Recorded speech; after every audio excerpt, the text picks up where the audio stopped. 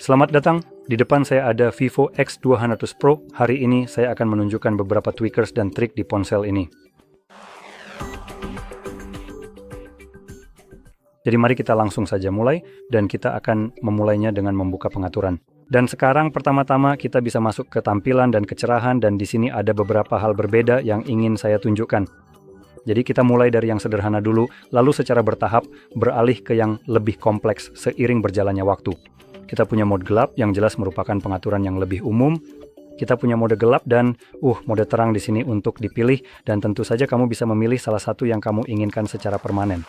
Jadi kamu tinggal mengaktifkan atau menonaktifkan mode gelap. Keuntungan dari mode gelap di sini adalah karena ini adalah layar AMOLED atau OLED, salah satu dari keduanya sebenarnya tidak terlalu berpengaruh. Dan setiap pixel di sini, misalnya yang benar-benar hitam seperti di sini, dan pada dasarnya di seluruh area ini saat ini sedang mati. Jadi perangkat tidak perlu memberi daya pada area layar ini. Jadi tidak ada kecerahan yang dialirkan ke sana. Oleh karena itu ponsel kita akan menggunakan lebih sedikit daya. Jadi itu sebenarnya sangat bermanfaat, tapi hanya berlaku untuk aplikasi yang memiliki latar belakang hitam penuh seperti ini, dan pada umumnya kamu tidak akan menemukannya di semua tempat. Jadi di sini kita hanya memiliki sedikit latar belakang hitam. Contohnya ada di sekitar aplikasi Netflix, TikTok, dan beberapa aplikasi lain di sini. Sekarang ini hanya kurang dari 10% dari tampilan layar saat ini. Jadi jelas ini hampir tidak akan berpengaruh sama sekali padamu. Tapi semakin banyak aplikasi yang tampilannya seperti ini, maka efeknya akan semakin baik. Sekarang ini lebih ke preferensi, tapi kamu juga bisa memilih untuk mengaturnya agar otomatis beralih antara mode terang dan gelap berdasarkan waktu dalam sehari. Jadi, selama siang hari kamu bisa mengaturnya agar berada di mode terang. Menurutku untuk musim panas pilihan lebih baik, karena mode terang menurutku lebih mudah terlihat di bawah sinar matahari langsung daripada mode gelap. Sementara pada malam hari, perangkat bisa secara otomatis beralih ke mode gelap, memberikan tampilan yang lebih nyaman di mata, jadi kamu tidak akan silau oleh perangkatmu sendiri jika ingin melihat waktu di malam hari. Sekarang saya kembali ke menu utama tampilan dan kecerahan. Kita bisa menggulir ke bawah dan menemukan beberapa hal tambahan. Kita punya font. Dan seperti, saya mau tekan setuju. Nah, seperti itu. Jadi, kamu bisa memilih antara dua font, dan kamu juga bisa mengunduh lebih banyak dari toko jika mau, lalu memilihnya. Lalu kita juga punya ukuran font dan tampilan. Jadi ini memungkinkan kamu untuk mengubah ukuran tampilan atau ukuran font di layar. Kamu bisa lihat. Ini adalah pilihan yang cukup bagus untuk orang-orang yang mungkin memiliki gangguan penglihatan. Jadi kamu bisa lihat, kamu tinggal memperbesarnya saja. Dan keduanya akan memperbesar ukuran tampilan yang menurut saya terutama mencakup hal-hal seperti misalnya ikon-ikon ini kan. Ya mereka jadi lebih besar bersamaan dengan, saya rasa cara terbaik untuk menjelaskan perbedaan keduanya adalah, jadi ukuran tampilan akan memperbesar semua hal. Jadi itu akan mencakup ikon, gelembung-gelembung ini, dan teks di dalamnya, sedangkan ukuran font, hanya memperbesar font itu sendiri dan juga berusaha, saya rasa, memperbesar hal-hal lain agar sesuai, yang pada akhirnya jadi agak berlebihan. Jadi kamu bisa lihat, tapi kalau dilihat-lihat, keduanya melakukan hal yang kurang lebih sama, sejujurnya kalau dilihat dari tampilannya. Jadi seharusnya memang tidak seperti ini. Jadi mungkin pertama-tama coba perbesar ukuran font saja, lalu jika masih perlu, kamu juga bisa memperbesar ukuran tampilan. Kamu juga bisa meningkatkan ketebalan atau visibilitas teks dengan membuatnya menjadi tebal. Dan kita juga punya mode kontras tinggi. Kamu bisa melihat efeknya di sini. Jadi pada latar belakang, sesuatu yang bukan putih, hitam, dan putih, ini menambahkan garis tepi hitam di sekelilingnya. Kamu bisa melihat bagaimana pengaruhnya. Kembali lagi, kalau kita scroll lebih ke bawah, kita juga punya pengaturan warna layar, memungkinkan kamu memilih tingkat saturasi tampilan. Secara pribadi menurut saya, kebanyakan ponsel memiliki tampilan agak terlalu jenuh. Dan di sini kita punya opsi lain, kita punya standar, merupakan pengaturan yang saya pilih. Profesional yang seharusnya lebih terkalibrasi warnanya, atau lebih akurat, terang yang mungkin akan lebih jenuh warnanya dibanding standar. Tidak, ini justru terlihat lebih kebiruan. Lalu ada warna adaptif yang mencoba menyesuaikan warna layar, tintnya. Jadi ketika kamu punya latar belakang putih, kadang-kadang bisa terlihat lebih kekuningan atau lebih kebiruan. Fitur ini akan menyesuaikan dengan area sekitar. Jika kamu berada di tempat dengan banyak cahaya hangat, layar akan menyesuaikan dengan cahaya hangat itu, sehingga tampilan layar akan memiliki nuansa lebih kekuningan. Atau jika kamu keluar ruangan, warnanya akan berubah menjadi lebih kebiruan. Dan ini untuk memberikanmu semacam perbandingan, inilah yang dilakukan iPhone dengan layar True Tone mereka pada dasarnya. Baiklah, kita bisa kembali. Dan selanjutnya, kita punya pengaturan refresh rate dan resolusi layar. Perangkat ini hadir dengan resolusi tinggi yang akan mengonsumsi lebih banyak baterai ponselmu. Jika kamu tidak melihat perbedaannya, saya sarankan untuk mengubahnya ke 1080p, yaitu 2400 x 1080. Ini hanya sedikit lebih rendah, resolusinya sedikit lebih kecil, tapi akan memberikan daya tahan baterai yang lebih baik. Tidak terlalu banyak. Saya juga ingin menekankan secara pribadi saya sama sekali tidak melihat perbedaan antara keduanya, jadi bagi saya menjalankan pada resolusi yang lebih tinggi tidak masuk akal. Saya benar-benar tidak bisa membedakan sama sekali, bahkan jika saya melihatnya dengan mikroskop. Jadi, ya saya biasanya akan selalu memilih resolusi yang lebih kecil, 1080p tampaknya merupakan resolusi yang luar biasa untuk sebuah ponsel. Ngomong-ngomong, di bawah pengaturan refresh rate layar, kita punya smart switch, standar, dan tinggi.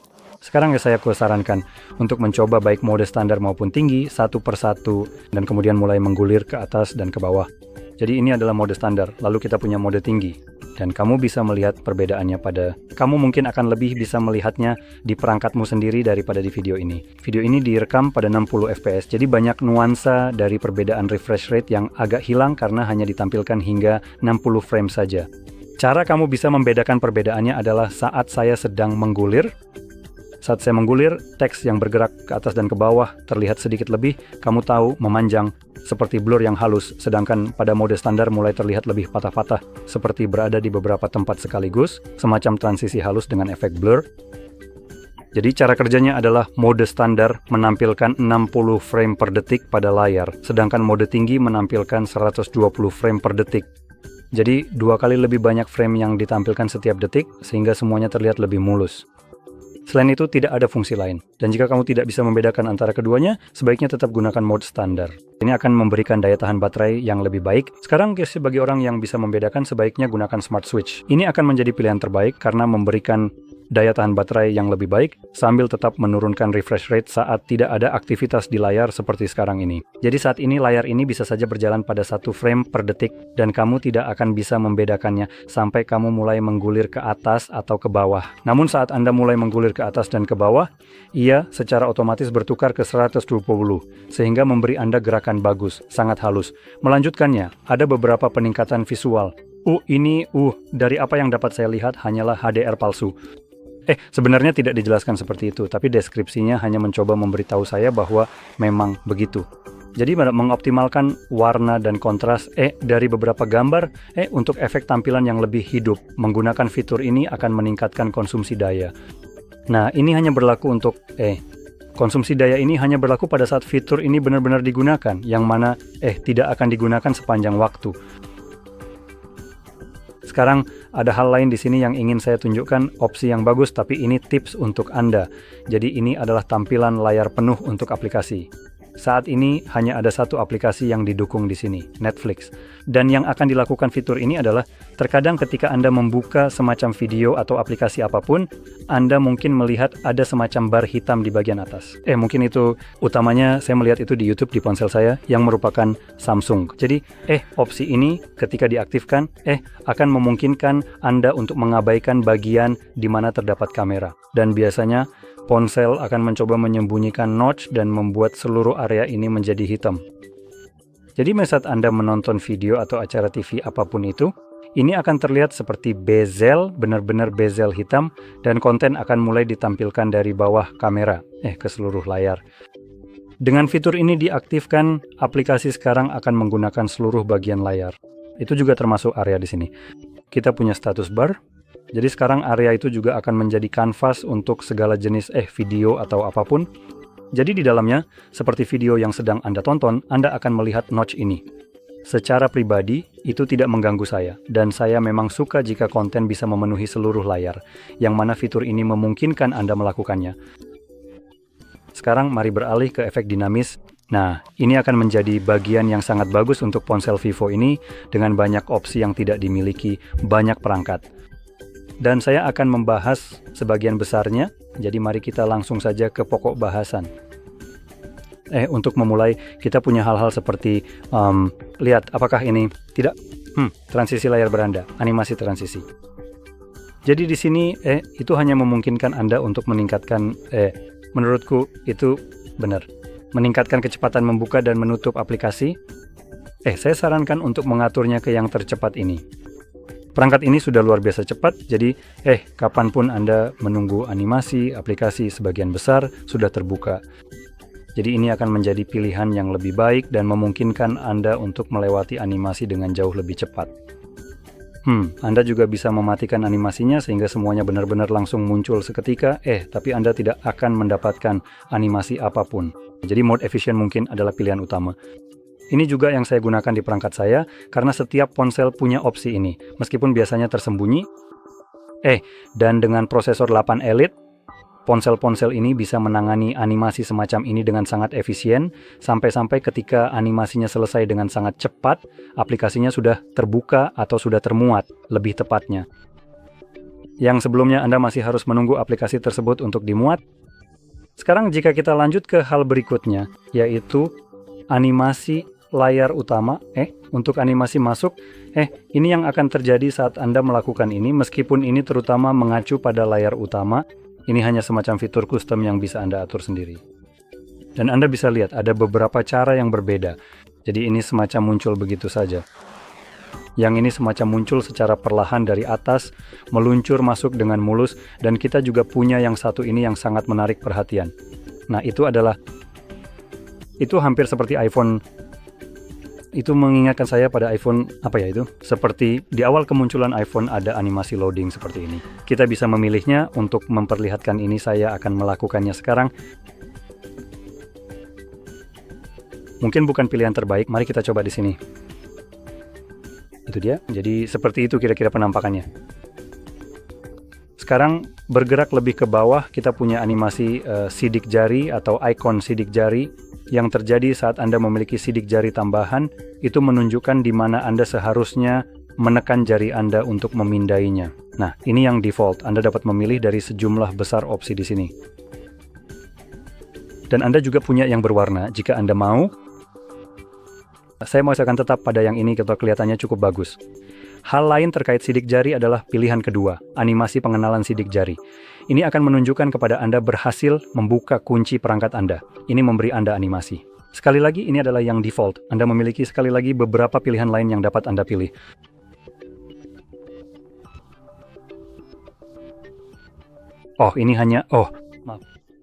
Ini lebih seperti pemindaian umum. Jadi Anda punya yang putih yang akan muncul di layar selalu aktif. Dan yang ini muncul.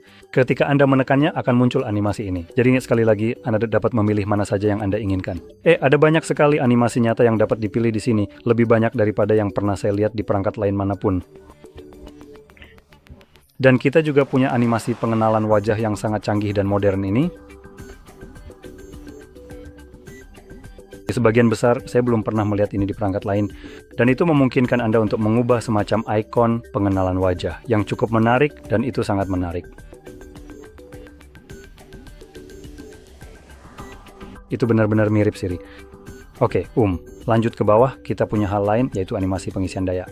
Ketika Anda mencolokkan ponsel Anda akan mendapatkan animasi ini. Saya rasa ini, terutama hanya saat Anda melakukan pengisian daya cepat, bukan hanya mengisi daya biasa, tapi saya bisa saja salah. Dan sekali lagi, Anda punya beberapa pilihan untuk dipilih, yang secara umum cukup bagus. Dan kita juga punya animasi untuk saat Anda mencolokkan ponsel Anda. Jadi ini seperti animasi singkat. Anda mencolokkan ponsel, mulai mengisi daya, lalu melihat animasi di bagian bawah, lalu menghilang. Anda bisa memilih dari beberapa animasi tersebut. Secara pribadi saya suka yang ini. Dan yang terakhir adalah opsi ini yang sebelumnya hanya saya lihat, seingat saya, di ponsel Nothing. Saya rasa ini di ponsel Something atau OnePlus mungkin. Salah satu dari itu, yaitu animasi saat Anda mengunci atau membuka kunci perangkat. Secara default ini dalam keadaan mati, dan jika Anda mengetuknya, Anda bisa melihat bagaimana reaksinya. Jadi ini semacam efek memudar masuk dan keluar ketika layar Anda pada dasarnya mati. Lalu ada juga dari tombol daya. Secara pribadi saya paling suka opsi ini. Dan dari atas bawah dan itu saja. Jadi jika kita terapkan sekarang, Anda bisa melihat efeknya seperti memudar ke tombol daya. Dan ketika Anda menekannya lagi, efek yang sama terjadi keluar dari tombol daya. Jadi ini memberikan sentuhan estetika yang menarik. Secara pribadi saya suka opsi ini yang sekali lagi pernah saya lihat di satu ponsel lain dan ini menambah kesan yang bagus. Sekarang jika kita kembali, kita juga bisa berhenti di bagian notifikasi dan status bar. Dan di sini kita punya status bar dan metode notifikasi, dan kita punya beberapa opsi. Kita punya ikon, angka, atau tidak sama sekali. Jadi ini mengacu pada ikon-ikon di sini, tepat di bagian atas. Secara default, hanya akan menampilkan 3 ikon saja.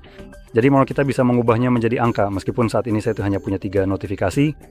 Tapi jika Anda punya lebih banyak, Anda akan mendapatkan 3 ikon dan kemudian 3 titik untuk menunjukkan bahwa Anda memiliki lebih banyak notifikasi dari jumlah yang ditampilkan. Jadi, menggunakan angka akan langsung menunjukkan jumlah notifikasi yang Anda miliki, tanpa titik yang menurut saya pribadi lebih saya sukai.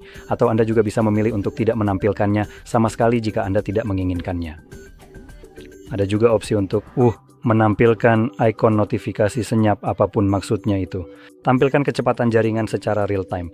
Fitur ini mungkin aktif secara default, jadi jika Anda merasa terganggu dengan angka kecepatan kecil yang terus berubah di sini, Anda bisa mematikannya. Sebenarnya fitur ini tidak terlalu berguna, terutama jika Anda tinggal di kota. Jadi, ya. Lalu ada juga pengaturan gaya dan persentase baterai. Saat ini saya menggunakan tampilan baterai vertikal. Anda bisa mengubahnya menjadi horizontal, tambahkan persentase di dalam atau di luar ikon baterai meskipun opsi di dalam baterai hanya tersedia untuk baterai horizontal. Untuk baterai vertikal, opsi itu akan hilang. Jadi seperti itu. Dan satu hal lagi yang ingin saya tunjukkan adalah bagian RAM dan penyimpanan. Di sini kita bisa melihat RAM-nya. Dan Anda bisa lihat fitur ekstensi RAM sedang diaktifkan. Perangkat ini sendiri sudah dibekali RAM sebesar 16 GB, yang mana itu sudah 2 kali lipat dari RAM standar MacBook pada umumnya. Dan RAM-nya masih diperluas lagi menjadi 2 kali lipat dari itu. Jadi Anda mendapatkan 32 GB RAM tanpa alasan yang jelas. Tidak mungkin Anda akan menggunakan RAM sebanyak ini sama sekali. Dan satu-satunya hal yang bisa dilakukan hanyalah memungkinkan Anda memuat lebih banyak aplikasi ke dalam RAM di latar belakang. Jadi jika Anda membuka banyak aplikasi, Anda bisa dengan cepat beralih ke aplikasi-aplikasi tersebut dan semuanya akan langsung dimuat dari RAM. Meskipun ini juga bisa meningkatkan konsumsi daya, jadi ini adalah sesuatu yang sebenarnya tidak terlalu saya suka gunakan sendiri. Tapi sebenarnya saya sendiri belum pernah mencobanya. Tapi tetap saja 16 GB itu diambil dari penyimpanan Anda, jadi jika Anda sedang kesulitan ruang penyimpanan, Anda mungkin ingin mematikannya. Kita perlu merestart perangkat karena ini menggunakan ruang penyimpanan. Jadi untuk membatalkannya, perangkat perlu di-reboot. Satu hal terakhir di bagian showcase adalah panel samping di sini, yang memiliki beberapa fungsi. Jadi jika kita menggesernya keluar, panel ini hanya terlihat di dalam aplikasi. Jadi ketika Anda menariknya keluar, Anda bisa mengambil sebuah aplikasi, menyeretnya ke sini, lalu meletakkannya sebagai tampilan pop-up. Kita bisa berinteraksi dengan aplikasi tersebut meskipun saya tidak punya koneksi internet. Jadi saya tekan mengkliknya. Anda bisa meminimalkannya ke aplikasi ini di sini sambil kembali menggunakan aplikasi lain Anda. Bisa dilakukan cara seperti ini. Dan Anda juga bisa menyembunyikannya seperti ini. Atau jika Anda membukanya, mari kita munculkan. Kita bisa memaksimalkannya ke tampilan layar penuh. Dan hal lain yang bisa dilakukan adalah menggunakan mode layar terbagi. Jadi jika saya klik di sini pada menu drop down kecil ini, Anda punya opsi layar terbagi dan jendela kecil. Nah, ini tadi adalah jendela kecil. Dan layar terbagi memungkinkan Anda membuka 2 aplikasi berbeda secara bersamaan. Jadi mari kita pilih. Tentu saja saya malah memilih salah satu aplikasi yang tidak didukung di mode layar terbagi. Mari kita coba lagi. Jadi apa yang akan... Nah, seperti itu. Jadi dari sini saya rasa kita masih bisa...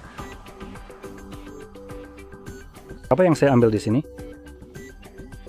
Jadi kita juga bisa memunculkan ini. Anda bisa lihat kita bisa menggunakan 3 aplikasi berbeda secara bersamaan. Dan ini memang memungkinkan Anda melakukan multitasking. Anda mendapatkan RAM 16 GB secara default di perangkat ini. Jadi sebaiknya Anda manfaatkan saja untuk multitasking jika Anda mau. Dan ketahuilah bahwa perangkat ini seharusnya tidak akan kesulitan sama sekali untuk melakukan semua itu. Tapi bagaimanapun juga, semoga video yang sangat bermanfaat ini dapat berguna untuk Anda semua. Dan jika iya, jangan lupa untuk menekan tombol like dan juga subscribe. Terima kasih banyak sudah menonton video ini.